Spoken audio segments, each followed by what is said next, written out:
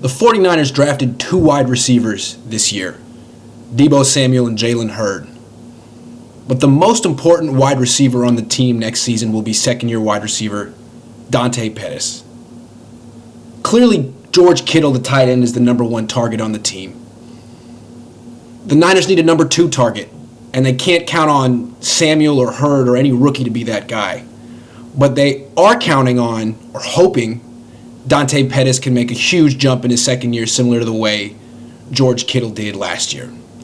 So let's analyze what Dante Pettis does well, where he struggled last year, and how the 49ers may look to use him in 2019. Let's start off with his strengths, what he does well. And basically, all of Pettis' strengths revolve around the same sort of theme, and it's route running, getting open.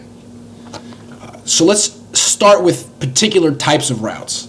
Start with out-breaking routes. Here he is lined up as a flanker outside the numbers, right here. He's going to motion inside and run an out-breaking route against Bradley Roby, who's a good cornerback. Let's run the tape.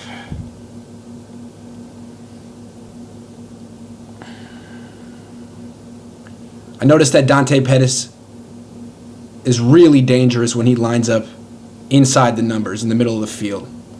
So look, Goodwin's going to go to the outside. Pettis comes inside. Let's run it back real quick. Roby right here is going to play inside leverage, meaning he's trying to force Pettis this way, trying to take away the shallow cross and the slant. But as soon as he gives him the inside, Roby tries to it looks like he's trying to jump back to the outside. They call this transfer technique. You line up inside, you take away the shallow cross and the slant, then you try to get to the outside and funnel him to the free safety over here. Problem is, Roby fails, and watch this head fake and jab step that Dante Pettis puts on him. Boom. Now look at how all this separation. 2 yards, 3 yards, 4 yards. It's about 4 yards of separation from an NFL cornerback, a good one. Just a really tough guy to stop on an out-breaking route, especially from the slot. Let's go back to week 1. This was his first game in the NFL. Here he is again in the slot. And let's just watch him run another speed out. He's a handful, definitely a handful, lining up inside and running outside. He just makes such a sharp cut, such a sharp 90-degree cut on the out route. Here he is. Eats up the cushion, gets the cornerback leaning. Maybe that's a safety. But look real closely at the juke. It's almost like a crossover in basketball. He starts rocking back and forth, sticks that foot down right here. And then watch, now he's going to cut outside. Watch how long it takes the defensive back to follow him. Now he's going. He had to shuffle his feet twice. So Pettis is really tough. You can see the Niners are going to use him not just in the slot, but they're going to line him up with those tight splits inside the numbers and make him run either shallow crosses outside the numbers or speed outs, deep outs outside the numbers. He's tough to stop on those. But that's not all he's tough to stop with. Let's look at, what makes him, I think, fun to watch is not the speed outs or the out-breaking routes, but the double moves. He runs the double moves as well as anyone on the 49ers. Not as well as Antonio Brown, but whenever I watch Dante Pettis execute a double move, I always think of a basketball player. He's so tough to stop one-on-one. He'll cross you over. He'll juke you out of your shoes. Here he is in the slot again, but he's on the line of scrimmage. Usually the slot receiver's back here. Shanahan puts him on the line of scrimmage a lot because he can beat press from inside the numbers. I'm going to get to that in a minute. But right now I want to just focus on his double moves. So here he is, week 2 against the Lions. You probably remember this play. It was just so impressive. The Lions were not prepared for this. So gets the inside release.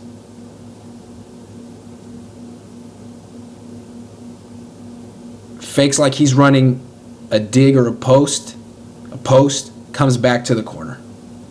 That's a lot of separation. Was that 5 yards? Watch it one more time.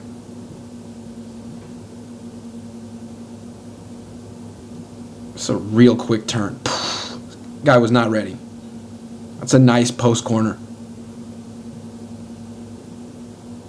Yeah, I can see why Kyle Shanahan drafted this guy. If you're looking for a route runner who can create separation, this guy's pretty good at it. You know, he reminds me a little bit of Victor Cruz. Keep that in mind. And I'm going to show you some more instances of why I say he reminds me of Victor Cruz when I get into how he can defeat the press from the slot. But let's look at a couple more of his double moves. This next one's going to be from later in the year when he was in Seattle. He is at the bottom of the screen. And this is going to be a post comeback, pretty nuanced route. You may have seen this one before. It's going to be facing bail, zone coverage, cover 3.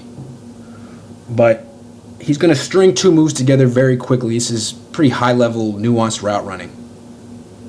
Here comes the post, and then he breaks down again, a little curl comeback deep. I mean, again, it's 4-yard separation. That's big time. Look at the damage he does outside the numbers.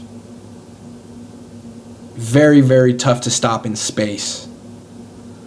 All right, let's check out another game. This is from the Niners' home game against Seattle. 2 weeks later. And this time he doesn't get the ball, but he's going to run an out and up against Trey Flowers again. He's inside, so Flowers is playing way off.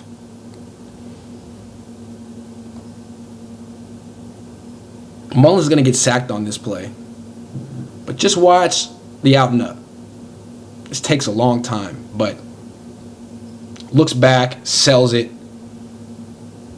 Cornerback bites. If the offensive line held up, Mullins had a little bit stronger of an arm. It could have been a touchdown. So, if Pettis has time, the offensive line can protect for 3-4 seconds. He's tough to contain one-on-one when he starts doing those double moves. But I want to talk one more strength of Dante Pettis. Let's go sort of to the beginning. Stop looking at his routes, but just look at how he gets off the line of scrimmage from the slot when he's lined up on the line of scrimmage, when he's pressed. Because he's pretty good at this. Let's check it out. This was his second start, but the Buccaneers game. So this is an extremely impressive rep. He's lined up on the line of scrimmage. The flanker is down here. Kendrick Bourne. This is going to go for a touchdown. He's going to juke this guy out of his shoes.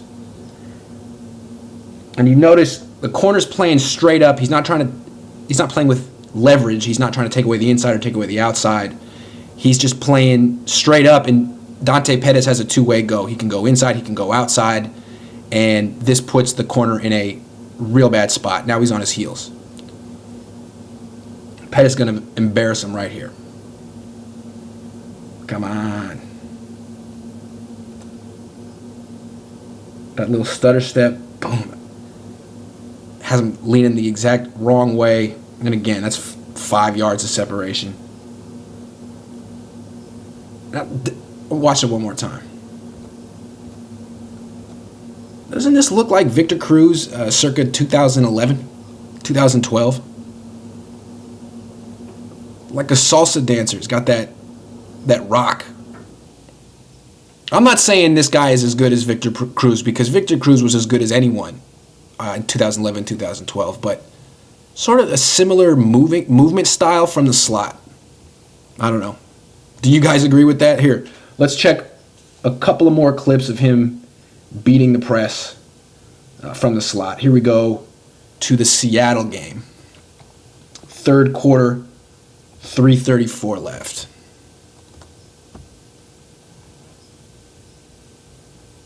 Here.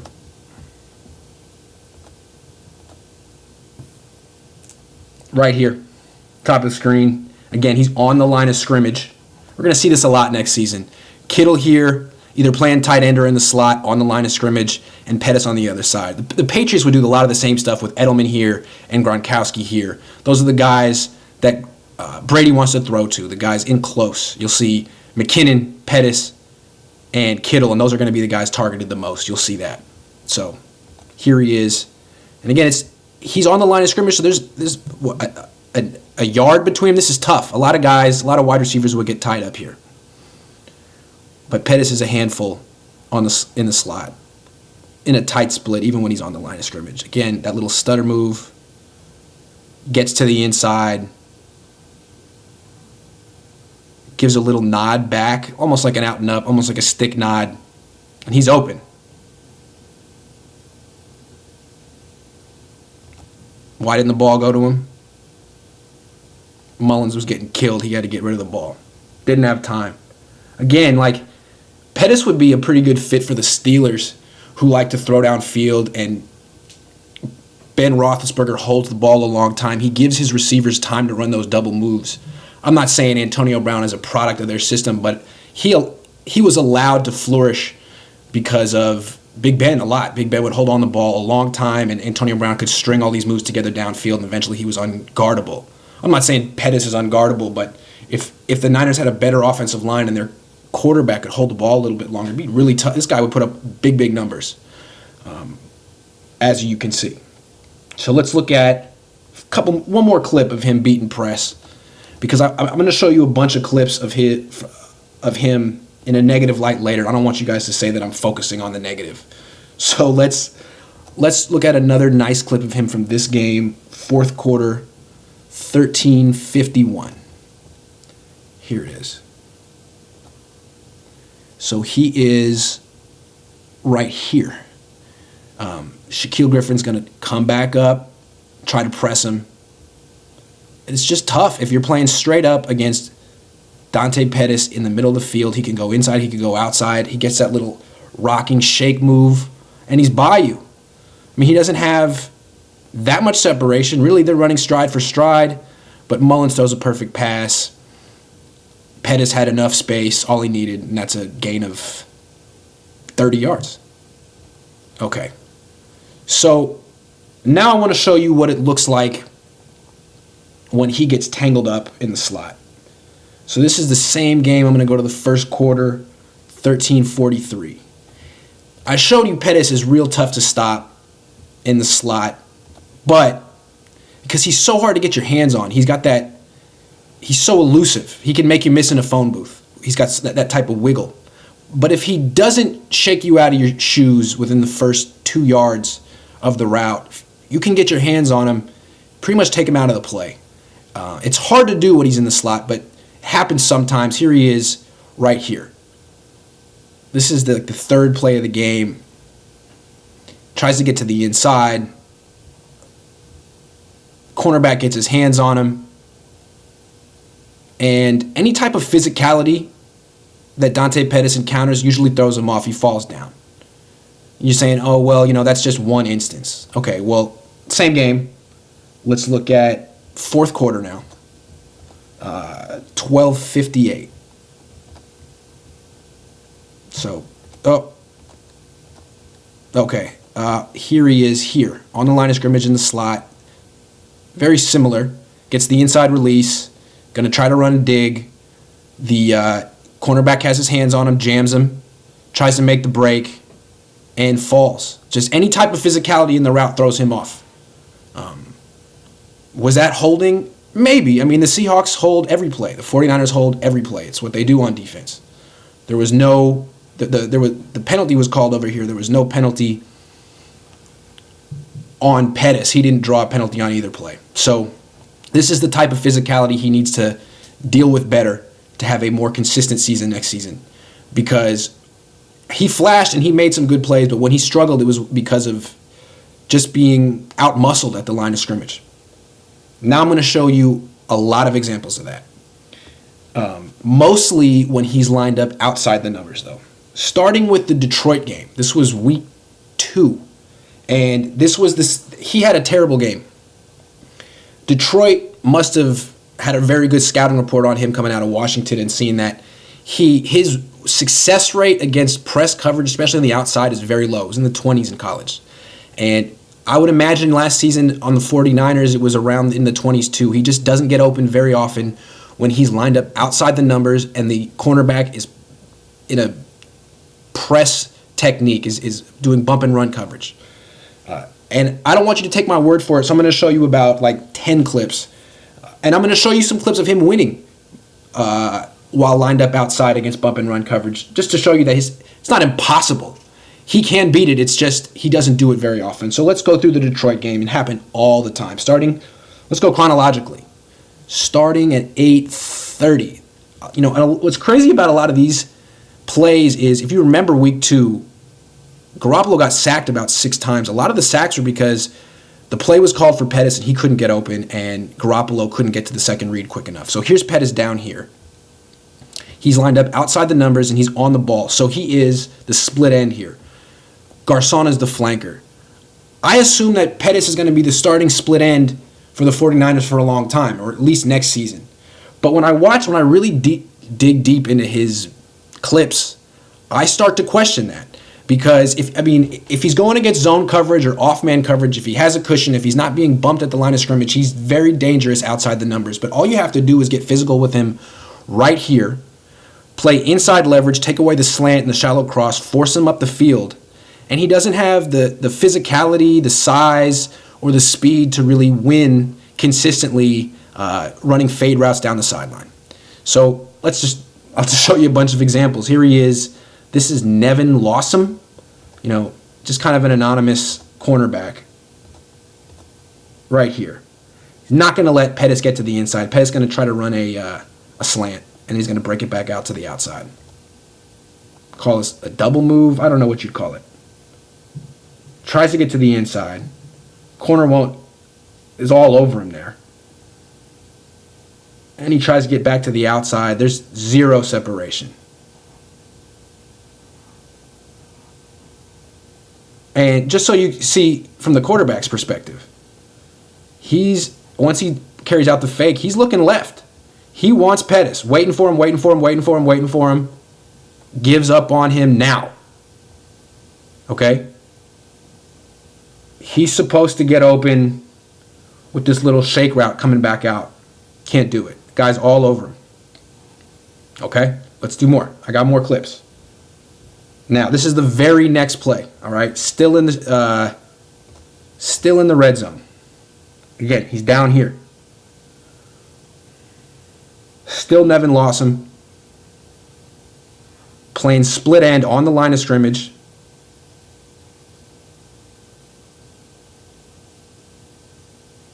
Can't get to the inside. Cornerback's playing inside leverage. Cornerback funnels him to the outside. And there's just no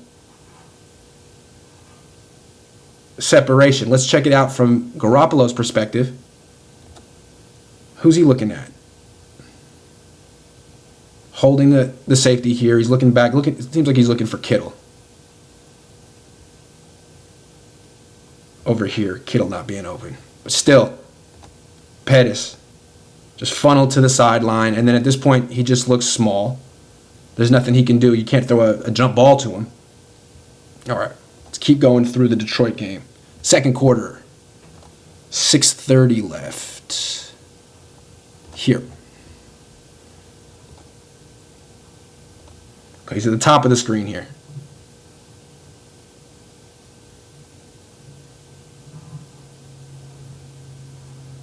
Tries to get to the inside, and it's harder to get the inside release when you're outside the numbers than when you're in the slot. When you're in the slot, a lot of times corners will play you straight up. Except for the Bradley Roby clip I showed you at the beginning where he tried to use that transfer technique, started with the inside leverage and then switched to the outside leverage and funnel into the free safety.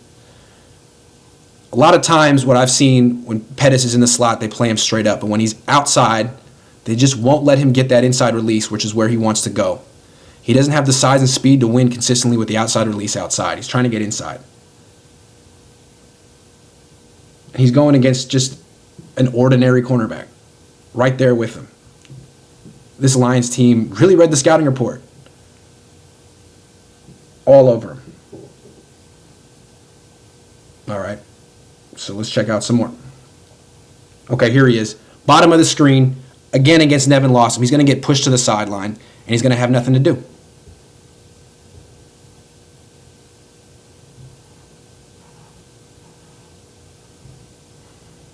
Look at him. Now, it's a touchdown to Garrett Selleck, but I'm looking at Dante Pettis. This guy was never a viable option on this play. Didn't even really seem like he wanted the ball. Maybe he knew it wasn't coming to him. But smothered, totally smothered. Okay? I'm going to take you through these clips quick so you can get an idea that I'm not BSing you on this. Here, another one. Right here, bottom of the screen. Again, Nevin Lawson, 24. Cuts him off from going inside and then just runs with him down the field. You know, Nevin Lawson runs a 4.48, and it looks like so does Dante Pettis. You can't throw that pass to him. Not open. You know, and this is one of the drawbacks with Dante Pettis. As an outside receiver, he's not going to threaten anyone with his speed.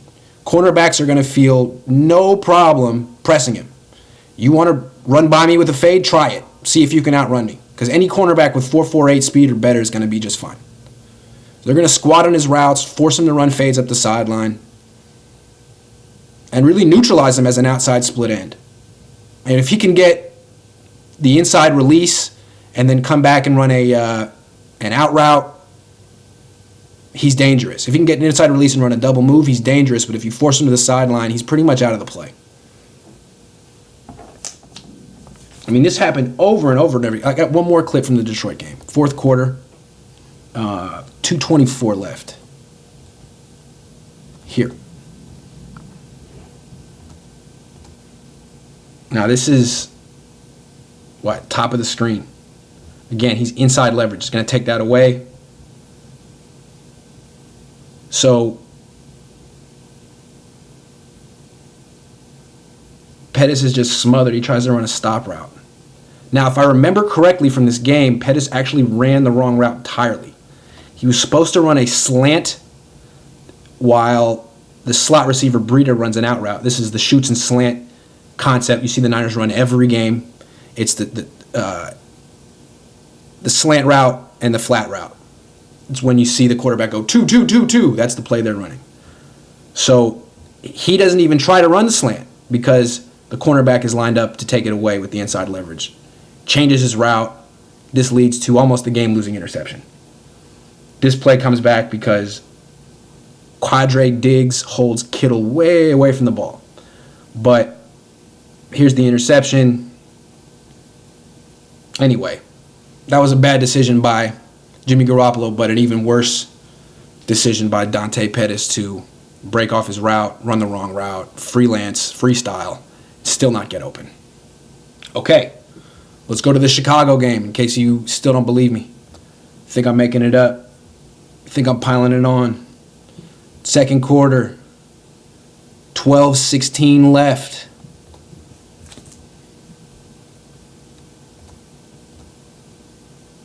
Here he is up top.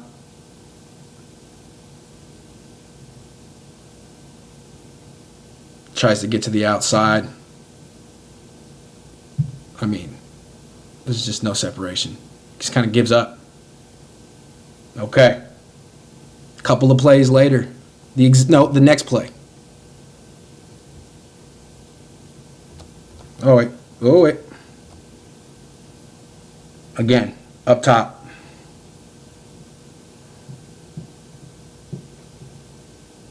Tied up, tries to get to the inside, can't get there. Pushes off a little bit, catches a ball in space, and then just gets bent over and injured.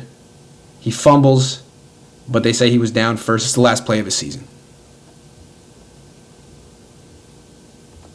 I mean, you go back and look, he's off the line of scrimmage. He's a flanker here. He has more space. He should be able to get to the inside, and he still can't. He's really much easier to defend when he's outside the numbers. I mean, watch one more time. Shanahan says he can play all three positions. The more I watch him, the more I wonder about that. I mean, sure, he can play slot, flanker, split end if he's lined up in a tight split, if he's between the numbers. But once he gets outside the numbers, he's much less effective. I'm not even done. Let's go to the Giants game. This was week 10, his second start.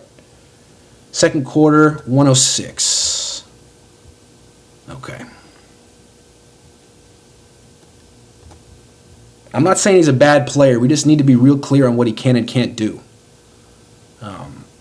Okay, here he is, bottom of the screen, going up against B.W. Webb, who he's on his sixth team in 6 years. He's now in the Bengals.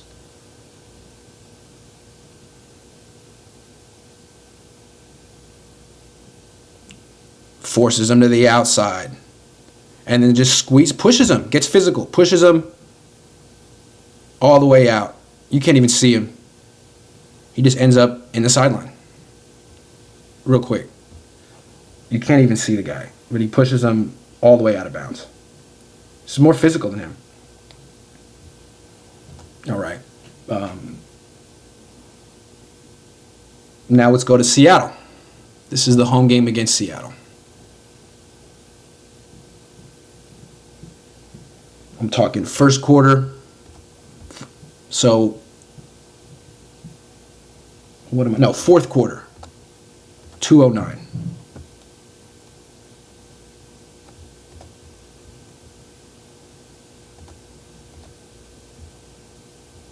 Here he is up top, outside the numbers, on the line of scrimmage, pressed.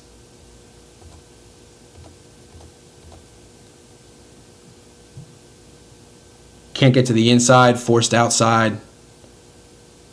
And then he runs half speed. He knows he's not getting open.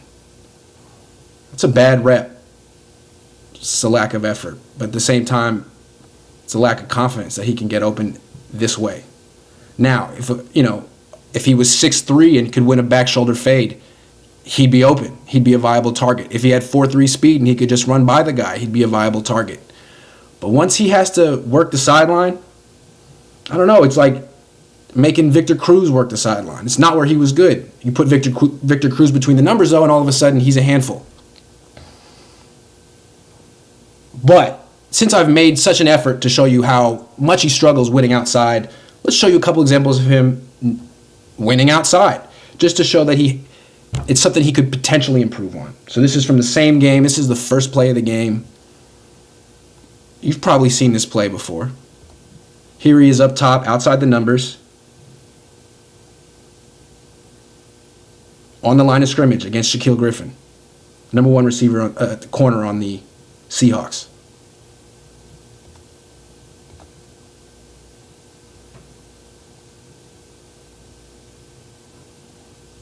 Jukes him right at the line of scrimmage, then gets open deep. Ball doesn't go to him. Moan's checked down. He probably wasn't really the first or second player in the progression. But as you can see, Pettis, he can win deep. He can get outside. If he jukes you right at the line of scrimmage and gets you leaning, he can get you. He has to beat you right away, though, and I'll show you one more example of that. So again, I showed you when he's lined up outside the numbers, as he is here, he needs to win right away. He needs to juke you like James Harden with a crossover. Like he needs to juke you out of your shorts right now, because if the corner gets his hands on him and the corner doesn't jump the wrong direction, Pettis is toast. But he does have the skill set to really juke people. He's kind of got that James Harden crossover. I mean, you remember this play. Look at this. Look at this. Look at all this separation he creates in a very small space. 3 yards. It's easy. So he could improve in this area. He's good out. He can be effective outside the numbers in the red zone because speed isn't an issue.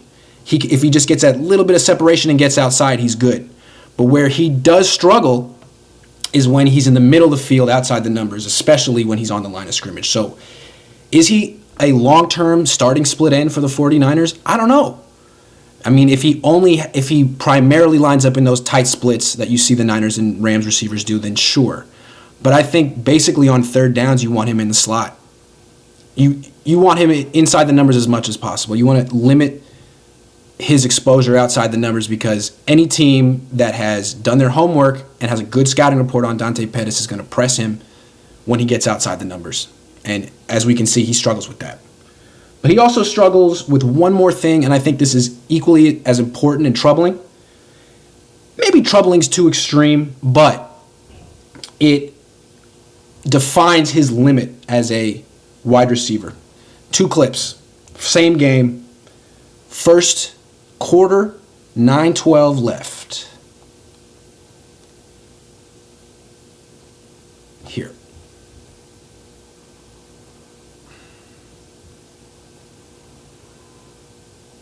Okay.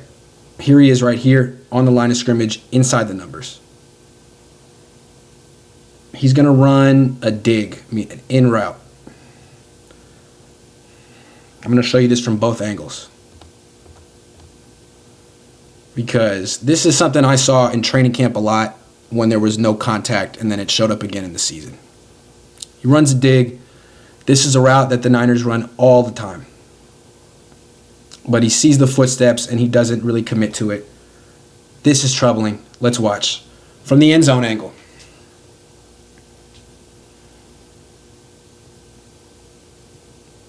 You need someone really tough and fearless to run this route and catch this pass. Pettis has the quickness and the route running to run it, but if this is what you're going to do when a guy is coming at you, you can't really run in-breaking routes. I mean, he gets his left arm up, but he has his right arm out to brace for the hit that he knows is coming. You know, a real tough guy, Pierre Garçon, would go full extension, lay out, and not care about the hit. But he is bracing for the hit as the ball's coming. Can't have that. Not for someone who's going to be your possession receiver, your flanker. You see what I'm saying? That's troubling. One more time. One more time. And just look. He's got that right arm out already. He doesn't go out with it with both hands. I saw this in practice a lot, and then in the same game, fourth quarter, same situation. He runs a shallow cross. And you think, this guy is a former punt returner. He should have no problem running over the middle. But look at this. He's running the shallow cross here. He's open. It's a mesh concept. This guy has to go around. Big time space. But he's got his... take it back. He's got his head facing back. He's running blindly. He has no idea who's here. This is the difference between running across the middle and returning a punt. When you return a punt, everyone's in front of you. You can see everything. Here, it's like he's going to run into a brick wall and he doesn't know where the wall shows up.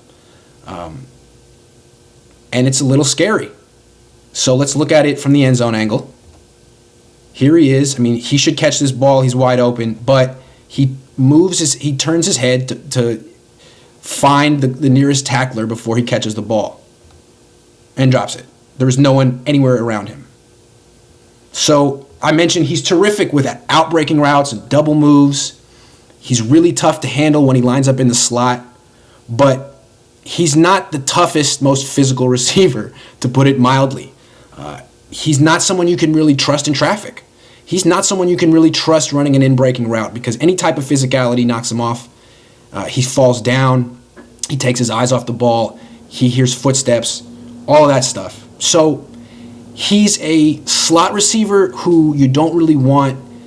He's not like the Julian Edelman style slot receiver who runs a 4-yard route, a 5-yard route, makes just enough separation, catches the ball, takes the hit, gets the first down. This is the kind of guy you want lining up between the numbers and then running deep routes, running outbreaking routes, running post double moves, lining up inside the numbers to get a free release to get a two-way go inside or outside, and then working into space outside the numbers or deep down the field. Not someone working into traffic. So that's pretty specific. There are certain things he really shouldn't be doing and certain things that he can do well. Doesn't make him a bad player. I would compare him a little bit to Victor Cruz. I don't know if he's going to have Victor Cruz's production, but that's the upside with this guy. The downside is he's a slot receiver who's not physical. A guy who can't win outside consistently, and a guy who can only line up inside and run outside. So he needs to show that he can stay durable. He can, and he needs to expand his game. You know, he can't just be a one-trick pony, a guy who runs out-breaking routes from the inside. He needs to. I mean, he runs such a crisp out route. He runs a crisp in route too. He just needs to show a little more courage going across the middle. Maybe bulk up a little bit. Maybe that'll help him feel stronger as he goes around across the middle. Or, you know, maybe just experience will come. You know, as he has a better understanding of NFL coverages, he can just innately know where the next tackler is coming from without having to turn his head around so quickly and finding him. Maybe as he gets older and more experienced, he will feel more comfortable running across the middle because he'll have just a better sense. He'll be able to feel where people are coming from and not have to look to find it. So there is hope with this guy, and there is a clear skill set he has, some clear limitations. Let me know in the comment section if you think I was too harsh or I was too easy on the guy and what you think of Dante Pettis. All right, thanks for watching.